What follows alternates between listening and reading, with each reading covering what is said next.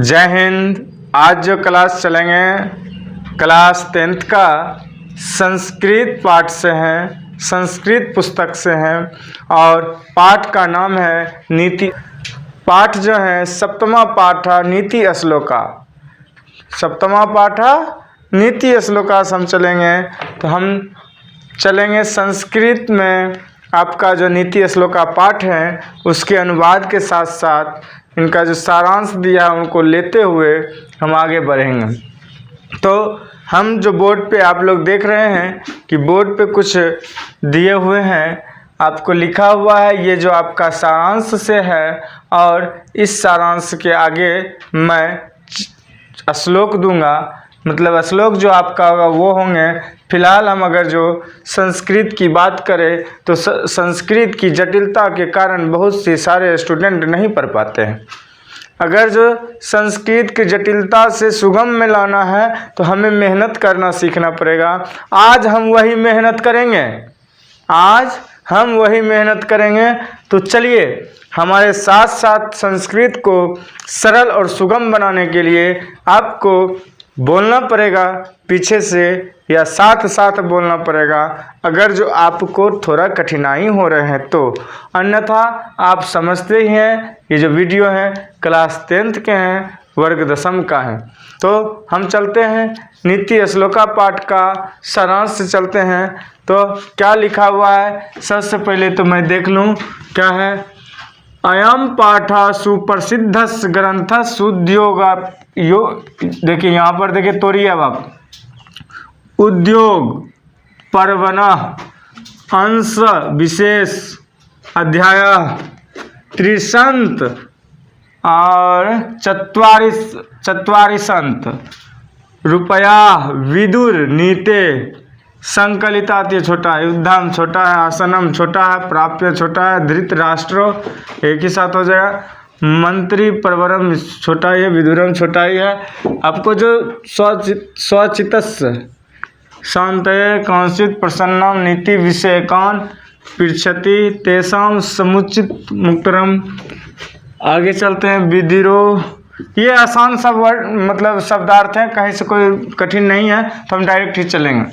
अयम पाठ सुप्रसिद्ध ग्रंथस उद्योग पर्वणः अंश विशेष अध्याय त्रिशंत चत्वारिशंत रुपया विदुर नीते संकलिता। फिर से चलेंगे। अयम पाठ सुप्रसिद्ध ग्रंथस उद्योग पर्वणः अंश विशेष अध्याय त्रिशंत चत्वारिशंत तो रुपया विदुर नीते संकलिता। अब आगे चलते हैं। युद्धम आसनम प्राप्त धृतराष्ट्र मंत्री परवरम विदुरम स्वचितस्य शांतये कंचित प्रसन्नान नीति विषयकान पृच्छति तेषां समुच मुक्तरम विदुरो ददाति तदे प्रसन्नोत्तरम रूपम ग्रंथरत्नम विदुर नीति ययमपि भगवत गीतेव महाभारतस्य अंगमपि स्वतंत्र ग्रंथ रूपा वर्तते। अब हम चलेंगे थोड़ा इससे धीरे धीरे बढ़ते जाएंगे, स्पीड चलते हैं। अयम पाठ सुप्रसिद्ध ग्रंथस उद्योग पर्वणः अंश विशेष अध्याय जो 33 से 40 दिया उसको छोड़िए अभी। रुपया विदुर नीते संकलिता युद्धम आसनम प्राप्य धृतराष्ट्रो मंत्री परवरम विदुरम स्वचितस्य शांतये कांचित प्रसन्नान नीति विषयकान पृच्छति तेषां समुच मुक्तरम विदुरो ददाति तदे प्रसन्नोत्तर रूपम ग्रंथरत्नम विदुर नीति ययमपि भगवत गीते महाभारतस्य अंगमपि स्वतंत्र ग्रंथ रूपा वर्तते। अब आप लोग को मैं 3 रूप से बताया।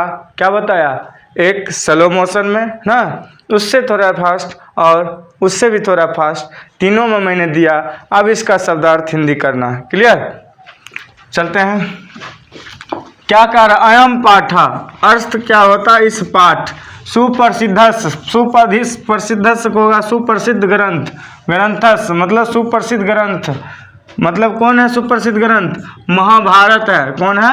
महाभारत का उद्योग पर्व जो होता है, उद्योग पर्व का अंश विशेष मतलब टुकड़ा या खंड जो बोल सकते हैं आप, का विशेष अंग विशेष अध्याय जो है, यहाँ क्या बोला था मैंने? त्रिशत इसको कहते हैं। क्या कहते हैं? त्रिशत और त्रिशत इसको कहते हैं चत्वारिंशत। ठीक है, तो इस तरह से आप जो है 30, 33 और 40 बोलिएगा। अब चलते हैं। रुपया मतलब क्या? रूप ना, रूप क्या हुआ? रुपया के रूप में क्या कह रहा है? उल्लिखित मतलब संकलित जो है, कौन चीज संकलित है? कहाँ जी? यहाँ हाँ, विदुर नीति से क्या है? संग्रहित है, क्योंकि विदुर नीति से ही क्या है? यहाँ संकलित है, तो विदुर नीति से संग्रहित है। अब चलते युद्धम आसनम। क्या करा? युद्धम आसनम प्राप धृतराष्ट्रो मंत्री परवरम विदुर स्वचित शांत कांसित प्रसन्नान नीति विषयकान पृछति। अब हम चल रहे हैं इसका दूसरा लाइन की ओर चल रहे हैं। तो कारा युद्धम का अर्थ क्या होंगे? युद्ध। तो यहाँ देखिए मैंने लिख दिया युद्ध को मतलब अवश्य और संभावी मतलब संभावना। जब युद्ध का बन गया था ना, महाभारत में जब युद्ध का संभावना बन गया था, तब धृतराष्ट्र ने किनको बुलाया? मंत्री। धृतराष्ट्र ने मंत्री परवरम को किसको बुलाया? विदुर को, अर्थात अपने अनुभवी मंत्री किसको बुलाया? और समीप देखकर धृतराष्ट्र मतलब क्या देखा?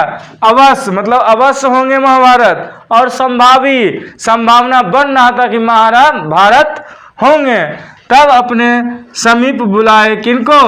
समीप बुलाए कौन? धृतराष्ट्र ने सुयोग अनुभवी और होशियार, जिसको कहते हैं आप लोग मंत्री, विदुरम को बुलाए। किसको बुलाए?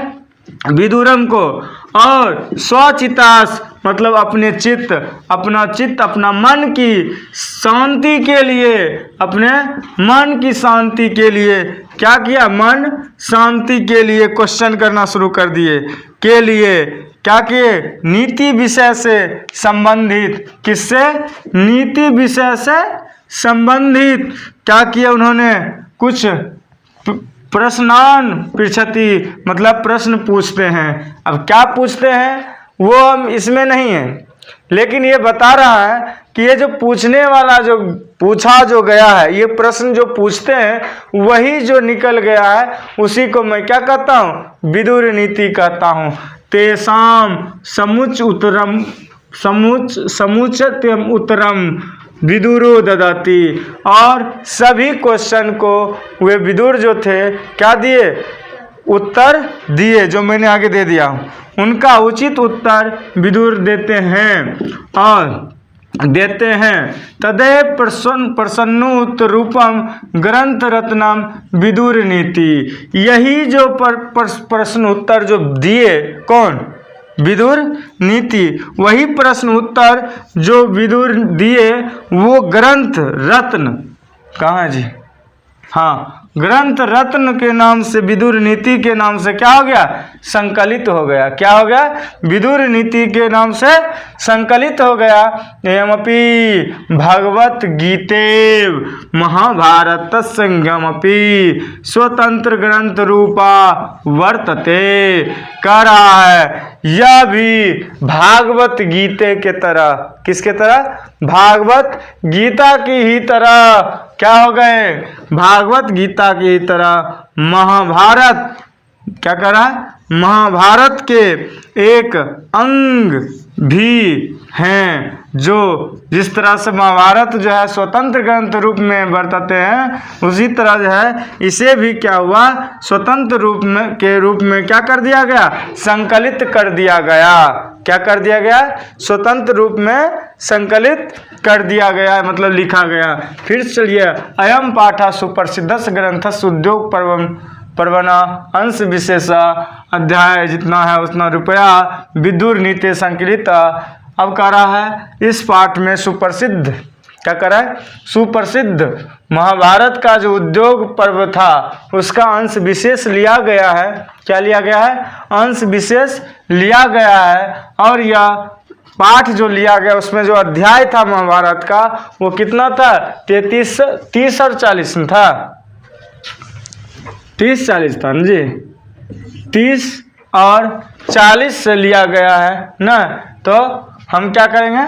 30 और 40 से अध्याय से लिया गया है और वो विदुर नीति संकलित किया गया। क्या लिखा गया? विदुर नीति संकलित किया गया। संकलित मतलब क्या हुआ? उल्लिखित किया जाता है। क्या होता है? लिखना होता है, उसका मतलब कहोगे लिखा गया है उसके नाम से। ठीक। अब कह रहा युद्धम आसनम प्राप्त धृतराष्ट्र, मतलब युद्ध को जब देखे क्या सामने आ गया है, समीप आ गया है और अवश्य और क्या था? संभावना भी क्या था? लग रहा था कि युद्ध होंगे। तब धृतराष्ट्र ने क्या किया? बुलाए किनको? विदुर को। अपने मंत्री सुयोग मंत्री किसको बुलाए? विदुर को बुलाए। अनुभवी मंत्री किसको बुलाए? विदुर को बुलाए। और स्वचित्त शांत है, और अपने शांति के लिए, अपनी मन की शांति के लिए, अपनी चित्त के शांति के लिए उन्होंने कुछ प्रश्न पूछा। क्या पूछा? नीति विषय पर क्या पूछा? कुछ प्रश्न पूछा। और तेषाम समुचितोत्तरम विदुरो ददति, और वे कौन? मतलब विदुर। विदुर क्या किए? जो मंत्री थे उनका उचित उत्तर दिए। और तदैव उसी में जो प्रश्न उत्तर हुआ है उसी को ग्रंथ रत्न के नाम से, ग्रंथ विदुर नीति के नाम से हम लोग जानते हैं।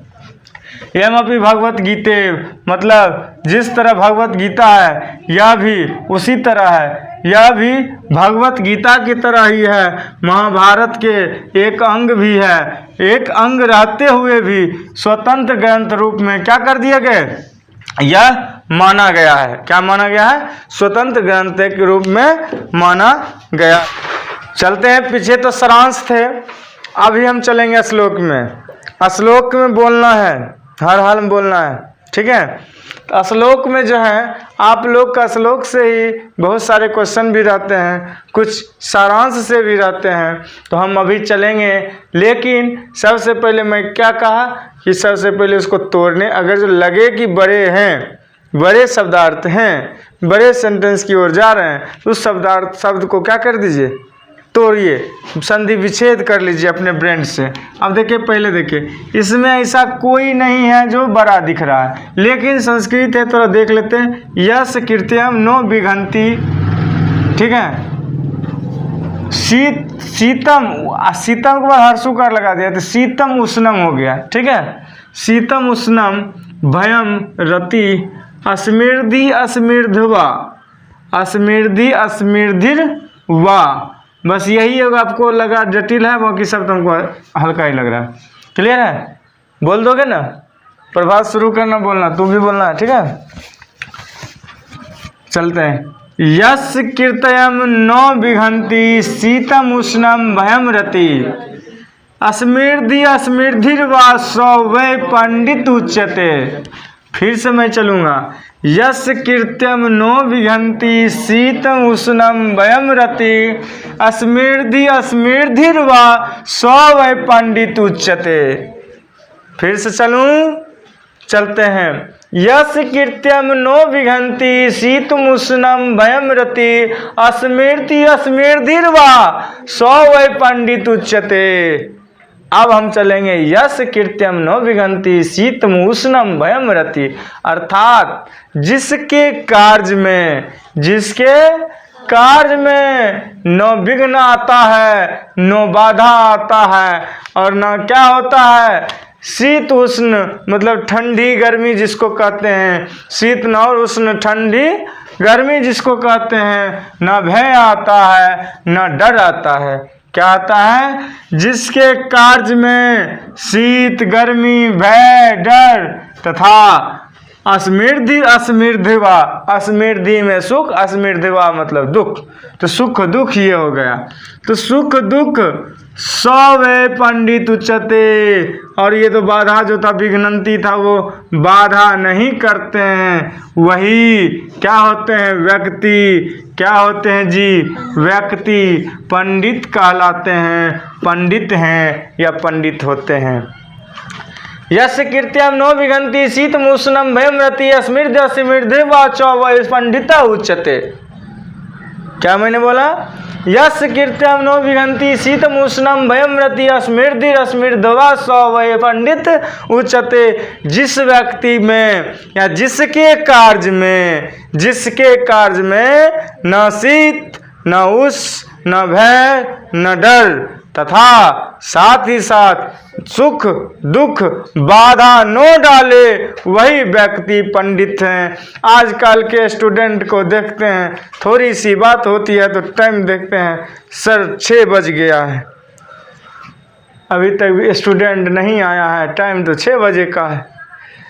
सर क्या कहे, वो रास्ता में पानी लगा हुआ था। अब बहाना का बहाना, कल नहीं आए तो बहाना, सर सिर में दर्द कर रहा था, या जब मर्जी हुआ तब क्या कर रहे हैं, एब्सेंट हो जाते हैं ना। सबसे ज़्यादा कारो एब्सेंट होता है। क्लियर है? चलो आगे चलते हैं। जिसके कार्य में क्या कह रहा है, पंडित वही कहलाएंगे जिसके कार्य में शीत उष्ण भय डर तथा क्या सुख दुख बाधा न डाले, वो पंडित कहलाते हैं। वो व्यक्ति क्या कहलाते हैं? पंडित कहलाते हैं। श्लोक 1 आपका खत्म हुआ, श्लोक 1 खत्म हुआ है, श्लोक 2 में चलते हैं।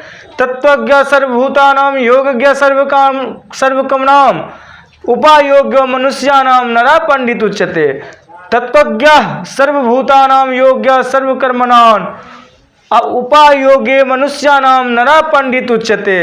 कह रहे हैं, क्या कह रहे हैं? सभी प्राणियों को जानने वाला ना, सभी प्राणियों को जानने वाला, सभी रहस्यों को जानने वाला और सभी कार्यों को क्या करते हैं? जानने वाला, तथा उपायोग्य मनुष्यानाम नरा पंडित उच्यते, मतलब सभी मुश्किलों को हल ढूंढने वाला, सभी मुश्किलों का हल ढूंढने वाला, अर्थात सभी उपायों को जानने वाला मनुष्य पुरुष जो है वो क्या कहलाते हैं? लोग उन्हें पंडित कहते हैं, पुरुष को पंडित कहते हैं। किसको? जो सभी रहस्यों को, सभी प्राणियों के रहस्यों को जानता है, सभी कार्यों को वो जानता है और सही उपयोग के बारे में वो अनुभव करता है, सभी का उपायों का भी वो निर्माण करता है, व्यवस्था करता है। उसी को मनुष्य को क्या कहते हैं? उसी मनुष्य पुरुष को लोग क्या कहते हैं? पंडित कहता है। पंडित दाढ़ी वाला को नहीं कहा जाएगा जब तक वो इस गुण में नहीं आवे। क्लियर? तो दोनों को फिर से मैं कर लूँ एक बार, कलम चला के। तत्वज्ञ सर्वभूतानाम योगज्ञ सर्वकर्मणाम उपायोगे मनुष्यानाम नरा पंडिता उच्यते, मतलब सभी प्राणियों के रहस्यों को जानने वाले, सभी कार्यों को समझने वाले, जानने वाले तथा सभी उपायों को जानने वाले मनुष्य पुरुष को ही हम लोग क्या कहते हैं? पंडित कहते हैं, पंडित कहते हैं। चलते हैं श्लोक 3 में, चलते हैं श्लोक 3 चलते हैं। ध्यान से देखिए, नीति श्लोका का श्लोक 3 है, देख लीजिए। सप्तम पाठ है, चल रहे हैं हम लोग। अनाहूता प्रवसति अपृष्टो बहुभास्ते, मतलब जो बिना बुलाए आ जाते हों और जो बिना बोले बिना पूछे बहुत बोलते हैं, और अविश्वस्ते विश्वासिति मुड चेता नराधमा, और जो व्यक्ति अविश्वासी पे विश्वास करते हों उनसे बड़ा मूर्ख, उनसे बड़ा निष्कृष्ट कोई नहीं होते हैं। क्या होते हैं? उससे बड़ा कोई मूर्ख और निकृष्ट व्यक्ति कोई नहीं होता, अर्थात निकृष्ट व्यक्ति के रूप उनको दिया गया है संज्ञान। फिर से देख लेते हैं। बिना हुता प्रवसति अपृष्टो बहुभास्ते, बिना बुलाए जो आपके यहाँ आ जाते हैं या आ जाते हैं, और जो बिना पूछे कुछ बोलते हैं वो, और अविश्वासी व्यक्ति जिस पर विश्वास करते हैं, जो व्यक्ति विश्वास करते हैं वो मूढ़ चेता है, उन्हें मूर्ख और नाधमा मतलब निकृष्ट कहा गया है। क्या कहा गया? निकृष्ट व्यक्ति कहा गया है। अब चलते हैं श्लोक 4 में चलते हैं। कैसे में चलते हैं? श्लोक 4 में चलते हैं। तो श्लोक 4 में क्या देखते हैं? तो देखिए हम लोग श्लोक 4 में आ गए। एको धर्मा परमं श्रेया क्षमाय का शांति रुक्तमा विद्या का परमा तृप्ति अहिंसा का सुख वा। हम बहुत आसान था इसलिए बोलते चल गए, आपको तोड़े नहीं इसको। एको धर्मा परमं श्रेया क्षमाय का शांति रुक्तम विद्या का परम तृप्ति अहिंसा का सुख वा। कह रहा है एक धर्म को श्रेय देने वाला, एक ही धर्म में रहने वाला व्यक्ति को ही क्या कहेंगे? श्रेष्ठतम धर्म कहेंगे। और जो शांति उसके पास रहेगा, या शांति का रूप वो है जो व्यक्ति किसी को क्षमा कर देता है। शांति का रूप कौन है? क्षमा करना शांति का रूप है। विद्या का परम तृप्ति अहिंसा का सुखवाना। विद्या से परम तृप्ति की प्राप्ति होती है, और अहिंसा जो है सभी प्रकार के, कई प्रकार के सुख देने वाली है। क्या है? पर अहिंसा जो है सभी प्रकार के सुख देने वाली है। और विद्या जो है क्या करते हैं? विद्या से तृप्ति की प्राप्ति होती है, मोक्ष की प्राप्ति होती है। समझ रहे हैं? ज्ञान की प्राप्ति होती है। किस चीज से? विद्या से। दोबारा भी कर दें। एको धर्मा परम श्रेयम क्षमय का शांति रूपम विद्या का परमा तृप्ति अहिंसा का सुख वहा। हम कह सकते हैं एक धर्म पर चलने वाला वही श्रेष्ठम धर्म है, और शांति के लिए मुझे क्षमा करना चाहिए, और तृप्ति के लिए मुझे विद्या की जरूरत है, और सुख के लिए मुझे किसकी जरूरत है? अहिंसा की जरूरत। चलते हैं सप्तमा पाठ का नीति श्लोक का चल रहा है, क्लास 10वीं के हैं, और आप देख रहे हैं श्लोक 5 से चलेंगे। श्लोक 5 में क्या कर रहे हैं आपको मैं बता दूं। आपका ये नीति श्लोक, ये पाठ ही नहीं समझिए, अगर अपने आप को उतारिएगा तो इसमें आप लोग को बहुत ढेर सारे फायदा आने वाले हैं। आपकी सभी सोच को अच्छी कर देंगे। और जो नीति श्लोक आप लोग पढ़ लें तो नीति श्लोक पढ़ना चाहिए, और नैतिकता की भावना इसमें रहते हैं, और अच्छाई की ओर ले जाते हैं, निर्गुण बनाते हैं, अर्थात निस्वार्थ बनाते नहीं हैं, निस्वार्थ बनाते हैं, स्वार्थी नहीं बनाएंगे। तो हम चलते हैं अगले स्टेप 5 में। श्लोक 5 में चलते हैं। त्रिविधम नरकस्य अंदम द्वारम नाशनमात्मना काम क्रोधस्तथा लोभस्त अस्मादेतत् त्रयम त्यजेत। अर्थात हम कह सकते हैं कि अगर जो नाश के ओर जाना है, आपको अपने आप को नाश की ओर ले जाना है, तो आप जो है क्या करना है? नरक के 3 द्वार होते हैं। अगर जो आपको बर्बाद करने वाली बात है, विनाश की बात है, अपने आप को विनाश की ओर ले जाइएगा तो नरक की ओर जाने के बराबर होता है। और नरक जाने के लिए मात्र 3 द्वार खुले हैं। और कौन कौन 3 द्वार हैं सो देखिए। काम, क्रोध, अलोभ। अर्थात काम, क्रोध और क्या है जी? लोभ है। 3 द्वार नरक के, 3 द्वार काम, क्रोध और लोभ। अतः आप लोग क्या कीजिए? तरफ त्याग दीजिए। इस तीनों सूत्रों को क्या कर दीजिए? त्याग दीजिए। अर्थात मैंने यहाँ भी लिख दिया हूँ, अतः इससे अपने को नरक से बचने के लिए इन तीनों को क्या दीजिए? त्याग दीजिए, छोड़ दीजिए।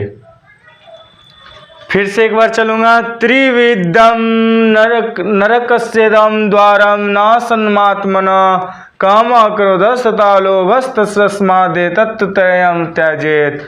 अगर जो त्रिविधि नरक के ओर जाने का है तो वो द्वार है नाश का, 3 द्वार है। आत्मा आपको नाश करने की, आत्मा को क्या है, नाशना नाम का क्या नाम है, नाश का नाम, नाश करने का नाम क्या है, 3 है, काम, क्रोध और लोभ। अगर जिस तीनों को आप नहीं छोड़िएगा तो नरक की ओर जाइएगा, विनाश होना है, नाश हो जाएगा आपका।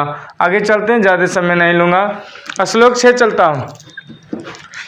षड्दोषा मतलब 6 दोष पुरुषों ने हत्वा भूतिमिच्छता निंद्रा तंद्रा भयम क्रोधालस्यम दीर्घ सूत्रता। अर्थात ईश्वर या विकास चाहने वाले पुरुष को 6 जो आदतें होती हैं, ये अगर जो हैं तो आपको क्या होगा, अगर जो ये तीनों की बात किया जाए तो त्यागना पड़ेगा, छोड़ना पड़ेगा, तभी आप आगे बढ़िएगा। उसको मारना पड़ेगा, क्या करना पड़ेगा, हत्या करना पड़ेगा। कौन कौन सो देखिए, 1 निंद्रा, तंद्रा, डर, क्रोध, आलस और दीर्घ सूत्रा। क्या कर रहा है, दीर्घ सूत्रता। दीर्घ सूत्रता का अर्थ हो गया, आप लोग जो काम आज कल करते हैं, कल नहीं परसों, परसों न तरसों, मतलब देर तक काम करने वाले, अपने इच्छा से काम नहीं करके सिर्फ समय को बर्बाद करने वाले, यही हुआ दीर्घ सूत्रता। अब चलते हैं, फिर से चलूँ इसको।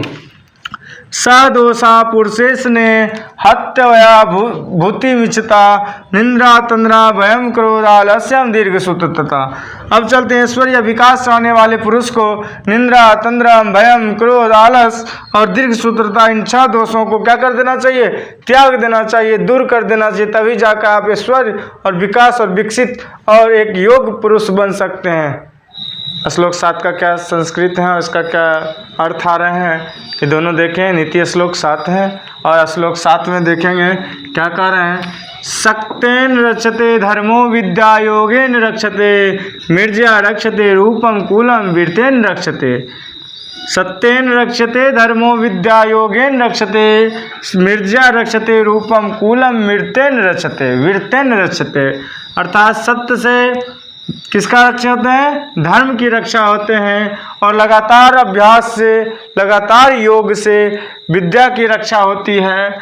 लगातार मतलब सत्य से धर्मों की रक्षा होते हैं और लगातार अभ्यास से विद्या की रक्षा होती है। मिर्जिया रक्षते रूपम कूलम वीरतेन रक्षते। अर्थात श्रृंगार से रूप की रक्षा होते हैं, श्रृंगार से आपको जो है रूप की रक्षा होती है, आहार व्यवहार आचार विचार से आपकी कुल और वंश का क्या होते हैं जी, कुल और वंश का रक्षा होते हैं। तो आप जान रहे हैं कि अगर जो आप सत्य पे चलिएगा तो आपकी धर्म की रक्षा हो रहे हैं, अगर जो आप सत्य पे और सत्य पे जा रहे हैं तो अधर्मी बन रहे हैं। दूसरी ओर चलते हैं तो कह रहा विद्या, आप जान रहे हैं, हम जान रहे, सभी लगातार विद्या ग्रहण करने से ही हम विद्वान बन सकते हैं, आगे बढ़ सकते हैं। तो लगातार विद्या पाने से, लगातार अभ्यास करने से हम क्या करेंगे, विद्या की रक्षा, धन की रक्षा, मतलब धर्म की रक्षा नहीं, विद्या की रक्षा करेंगे। और आगे चलते हैं, मिर्जिया रक्षते रूपम। अर्थात श्रृंगार वाटिका जो होता है, श्रृंगार जो होते हैं, रूप का जो होते हैं, जो भी आप लोग लगाते होंगे, यूज करते होंगे, उससे क्या होते हैं, रूप की रक्षा होते हैं। स्वर्ण कंडल जितना भी चीज़ होता है वो सब किससे होता है, श्रृंगार जो होता है, सोना चांदी कुंडल उंडल जितने भी होते हैं वो सभी किसके रक्षा होती है, रूप की रक्षा होती है। और जो आगे हैं कूलम वीरतेन रक्षते, और जो आपका जो वृत्ति है, आपका जो व्यवहार है, उससे आपकी वंश की रक्षा होंगे, आपके कुल खानदान की रक्षा होंगे। चलते हैं श्लोक 8 में चलेंगे। श्लोक 8 में चल रहे हैं।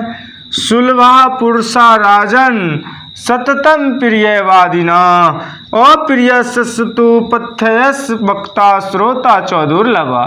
अर्थात हम कह सकते हैं सुलभा पुरुष राजन संततम प्रियवादिना अप्रियस्तु पथ्यस वक्ता श्रोता च दुर्लभा। करा हे राजन, आपके बीच अगर जो हमेशा किसी भी